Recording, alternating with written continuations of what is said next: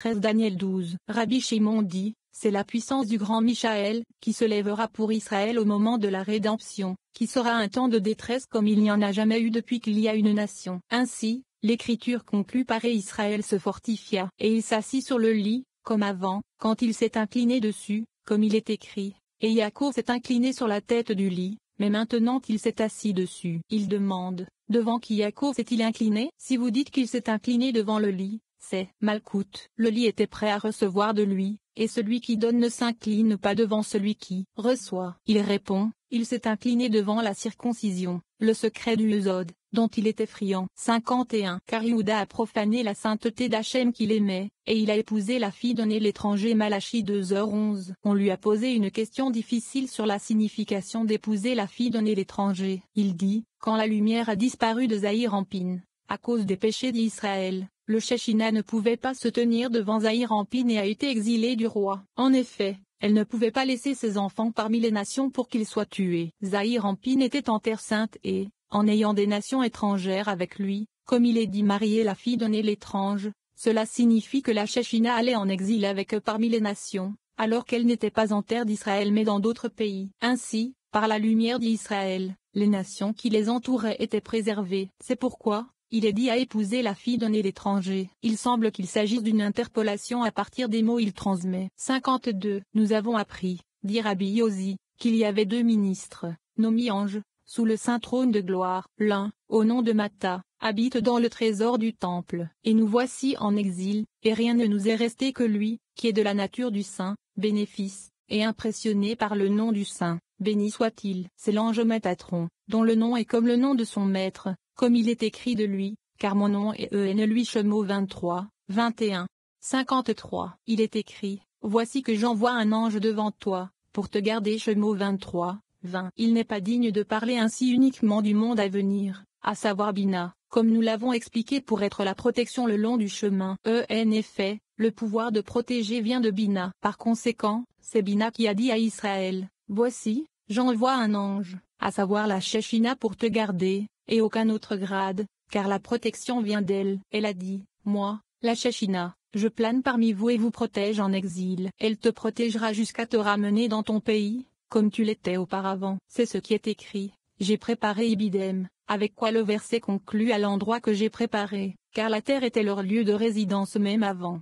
54 L'ange mentionné est la Shechina, habillée et travaillant à travers Matatron, car la Shechina a été exilée en exil, du roi Zahir Ampin, et elle travaille par l'intermédiaire de Matatron jusqu'au temps de la rédemption, où elle retournera à sa place auprès de Zer Ampin. C'est un mystère, car il n'est resté qu'Og, roi de Bazan, du reste des refins. Voici que son lit est un lit de fer, n'est-ce pas, à Rabat des enfants d'Amon? Devarim 3h11, comme nous l'avons expliqué ailleurs. 55 Dans ce chemin, qui est une parabole de l'exil, le Shechina vous protégera de toutes les détresses qui s'abattront sur vous, jusqu'à ce qu'il vienne vous rassembler dans le pays qu'il a promis à vos pères, qui est gardé pour vous.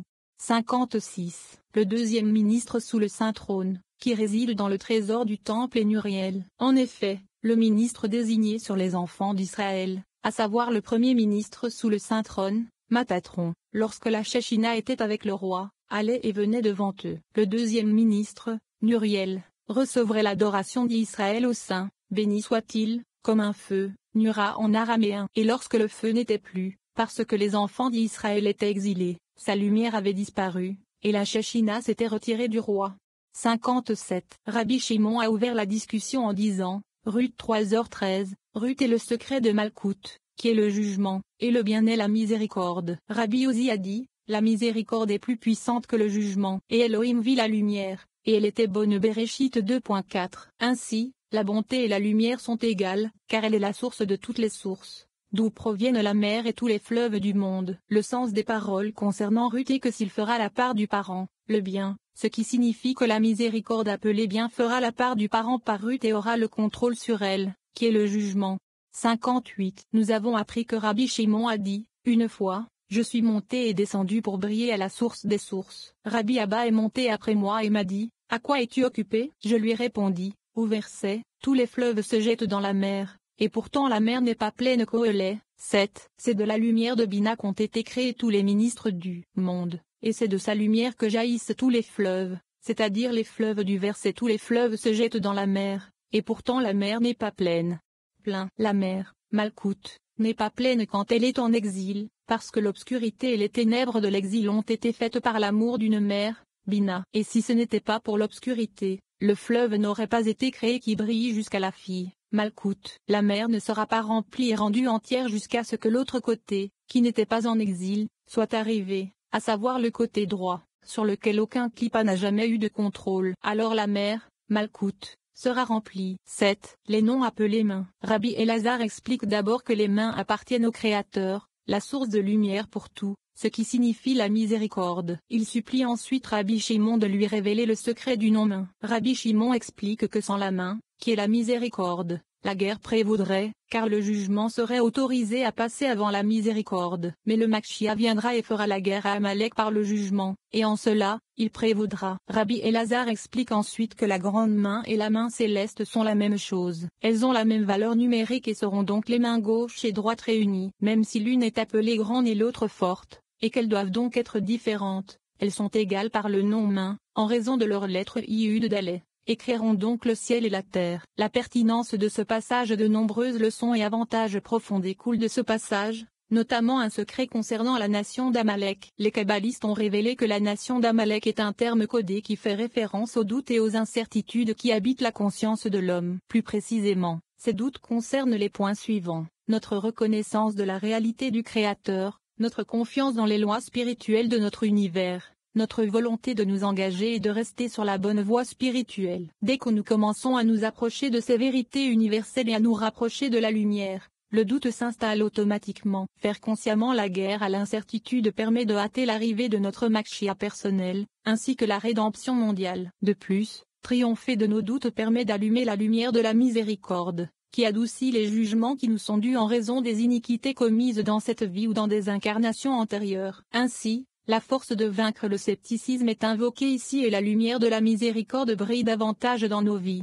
contribuant à adoucir les décrets de jugement qui pourraient pas nous être dus. 59. Les noms appelés mains, à savoir la main de Hachem, la grande main, la forte main, sont la source de la lumière pour tout. Vous ne trouverez que la main de Yehudevav, et, comme dans le verset la main d'Hachem ne se raccourcit pas Yeshaya 59, car la main est toujours combinée avec le nom Yehudevav, qui est la miséricorde. 60. Rabbi Elazar vint demander à son père Rabbi Shimon. Il pleura et lui dit, « Révélez-moi ce secret, mon père et maître, du nom de main. » Il lui répondit, « Il te sera révélé par le verset, parce qu'Hachem a juré par son trône. » Lis.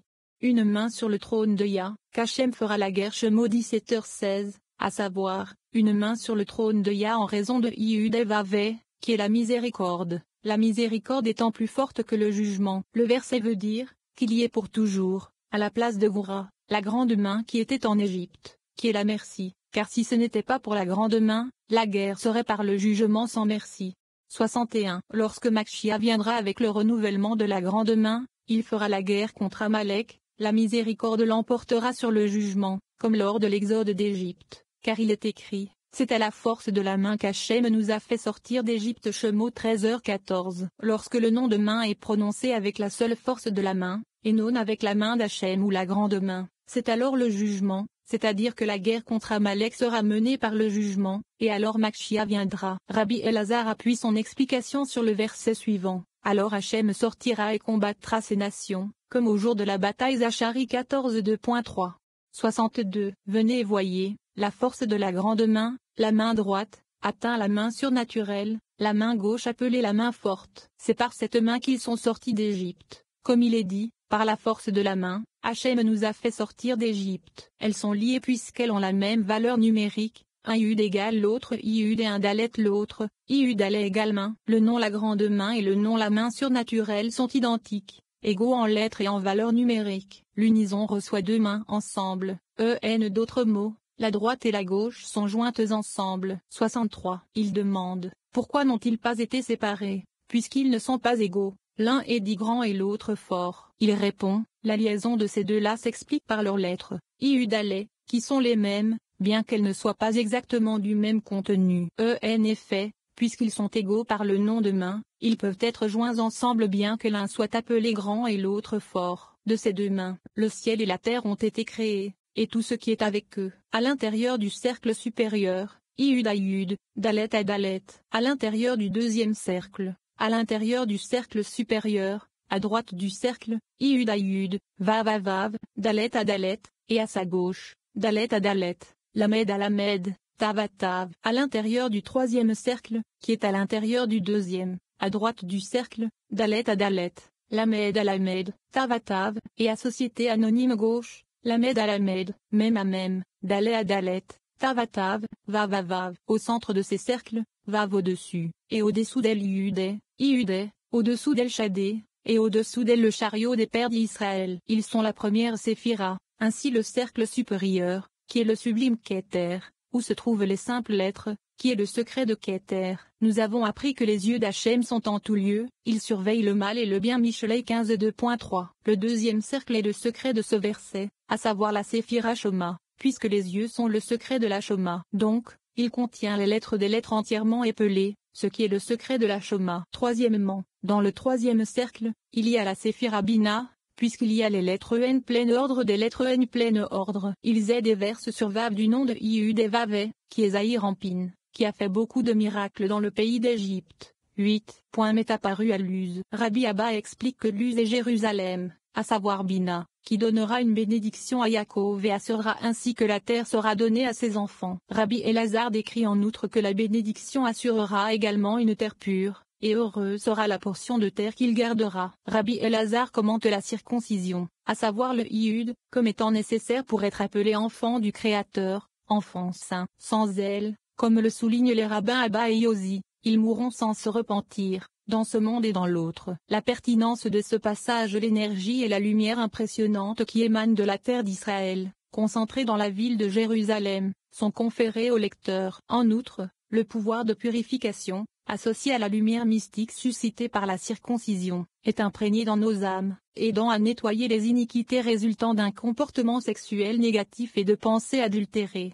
64. Yaakov dit à Yosef, et El Shaddai m'est apparu à Luz, dans le pays de Canaan. Bereshit 48:2.3. Rabbi Abba a dit, Luz est la Jérusalem céleste, à savoir Bina, qui met la Shechina pour habiter avec nous. Le Yaakov supérieur, Zahir Ampin, a dit au Yaakov inférieur, Bina m'a béni, qu'il veut te multiplier et donner la terre à tes enfants. Luz, la Jérusalem céleste, Bina, qui est le saint, béni soit-il, a donné une bénédiction qui s'accomplira en terre sainte, mais en dehors de la terre, dans une autre terre, il n'y aura pas de bénédiction. 65. Rabbi Elazar a ouvert la discussion en disant, celui qui bénit un ami à haute voix, en se levant tôt le matin, cela lui sera compté comme une malédiction. Michelet 27:2.14. Le saint, béni soit-il, a appelé Israël frère et ami. Le sens de ce verset qui bénit un ami se réfère au saint, béni soit-il, qui bénit Israël. Il demande, qu'est-ce qu'il leur a béni? Il répond, que cette nation sera pure sous lui, et qu'il veillera sur eux. 66. Heureuse est la portion de cette nation pure qu'ils gardent, car ils sont appelés enfants chéris plus que les êtres supérieurs, comme il est écrit, vous êtes les enfants d'Hachem. Devarim 14. Tout cela pour cette raison. Quelle est cette raison? Il répond, que le nom Shaddai est complété par leur empreinte, car ils sont circoncis. 67. Venez et voyez, le nom du saint, béni soit-il, est dans le visage d'un homme, à savoir Shin, mais il manque le Yud et il n'est donc pas complet. Quand Abraham vint et devint cher au saint, béni soit-il, il lui dit, en toi ce nom sera complété. Il se circoncit, et le nom devint complet grâce au Yud de la circoncision. Car Shin se trouve dans le visage de l'homme, les deux yeux et le nez au milieu. Dans son bras, on trouve Dalet, et le Yud est manquant, le Yud de la circoncision le complète. Alors ils sont appelés enfants d'Hachem, enfants saints. 68. Lorsque le signe de la sainte alliance est souillé et mis sous la domination de l'autre, par transgression, la sainteté du sceau lui échappe, et il est considéré comme s'il avait ruiné le monde, car il a souillé le sceau sur lequel le nom du saint, béni soit-il, est achevé. Ainsi, il ruine le monde en arrêtant la bonté du saint, béni soit-il, du monde. 69. Rabbi Abba marchait depuis la Cappadoce avec Rabbi Yosi. Pendant qu'il marchait, ils virent là un homme avec une marque sur son visage. Malheur aux méchants, qui mourront sans se repentir, et la marque ne disparaîtra pas, ni dans ce monde ni dans le monde à venir. 9. Rabbi Abba explique d'abord que la honte ne s'abattra pas sur Yaakov, puisqu'il tiendra sa promesse à ses enfants. Voici, Je vous rendrai fécond et vous multiplierez, car échouer serait invoquer la honte sur lui-même. La citation est une bénédiction de Dieu, destinée à garantir davantage qui accourt